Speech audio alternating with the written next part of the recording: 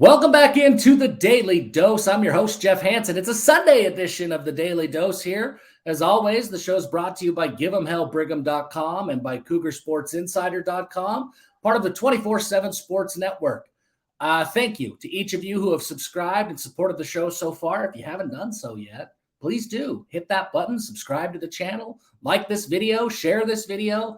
It helps us grow this platform, and we appreciate each and every one of you for your support so far.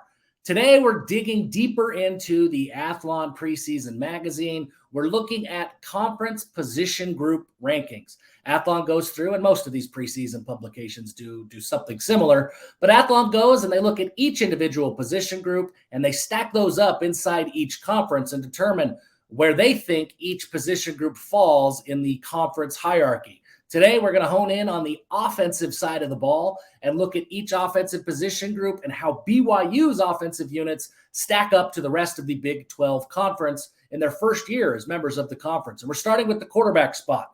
BYU checks in at number 9 in the quarterback spot, and I think that ranking's fair. On the surface, my gut reaction was ready to say, no, Kedon Slovis is better than that. And I think that he is. I think Kedon Slovis has the potential to produce in the top 5 in this conference for sure. But you have to take into account what he did at Pitt last year. It wasn't pretty. I think BYU's a better fit for him. I think Aaron Roderick's offense is a better offense than anything that they rolled out at Pitt last year.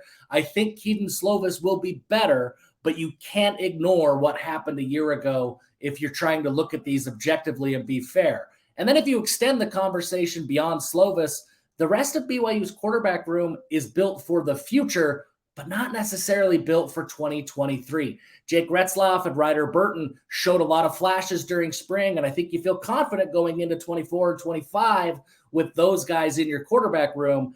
But if Kedon Slovis goes down with an injury in week 2 or 3, and you're starting conference play with Jake Retzlaff or Ryder Burton as your starting quarterback, BYU fans are going to feel a little antsy about that. So I think if we're being objective and fair, number 9 feels like about the right rating.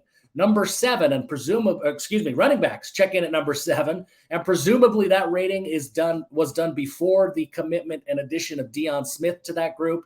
I don't know that Smith necessarily creates a huge jump in the eyes of Athlon, but maybe they could have snuck in at number 6 instead of 7. But either way, firmly in the middle of the conference, and I think that's fair. Again, I think Aiden Robbins, I think Smith, I think there's potential for a lot of production in the future. But right now, you look at things, you've got Aiden Robbins, who ran for 1,000 yards last year inside the Mountain West Conference, and you've got Deion Smith, who has about 600, 700 career yards during his time at Colorado.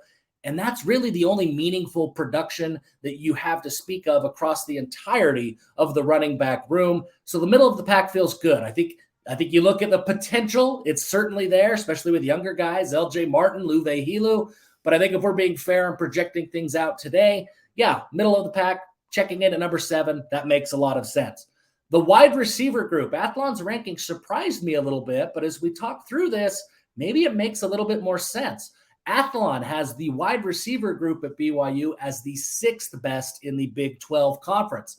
That was higher than I expected, especially given all the heartburn and all of the trepidation that BYU fans have had over the wide receivers over the last couple of months. BYU was very candid, very transparent about their desire coming out of spring ball to add more wide receivers to the room.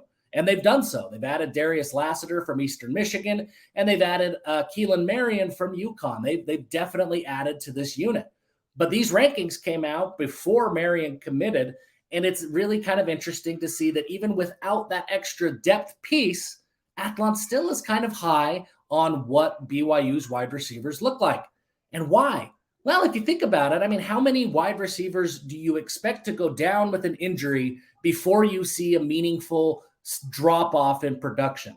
Do you expect to have 5, 6, 7 wide receivers that are all at the same tier? No, I think that's pretty unrealistic. BYU's got 5 guys that they feel pretty good about. Maybe all 5 of them are wide receiver 2s, and there isn't a true bona fide wide receiver 1 who's a star at the top of that group. But to have 5 number 2 wide receivers, you're feeling pretty good about that.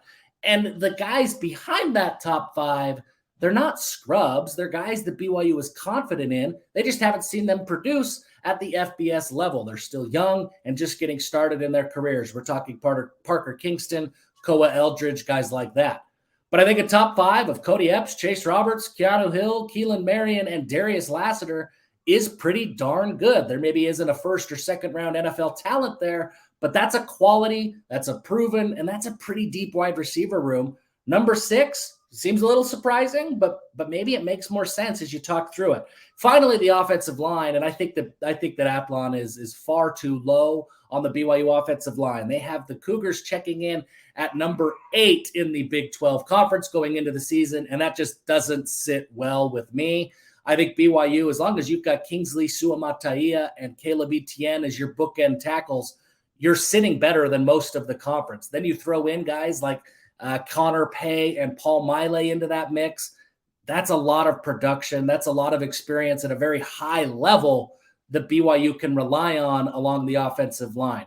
You throw in the rest of the depth, Waylon Lapuaho, Jake Eichhorn, Peter Falanico, Braden Kime. There's proven production there as well. You could really make a strong argument that BYU can get to 10 deep along the offensive line, and nobody is going to be Kingsley and nobody's going to be Caleb Etienne. But if BYU has to turn to a guy like Jake Griffin in a pinch, the production's not as big of a drop-off. It's a drop-off, but it's not as big of a drop as it would have been in years past.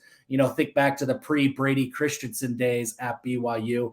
I think this offensive line unit, and fully recognizing there's some really good offensive lines inside the conference, I think this BYU offensive line is absolutely a top 5 unit by the end of the year. They're deep, they're well-coached, and this scheme really allows BYU to showcase their athleticism and their strength as offensive linemen. I don't think there's any question that we look back by the end of 2023 and say that this offensive line was one of the better units inside the Big 12 conference. So that's it. That's the offensive side of the ball. We'll tackle the defensive position units over the course of the next few days. Thank you so much for tuning in. Thank you for listening to what we have to say. Please subscribe to the channel if you haven't. And until next time, give them hell.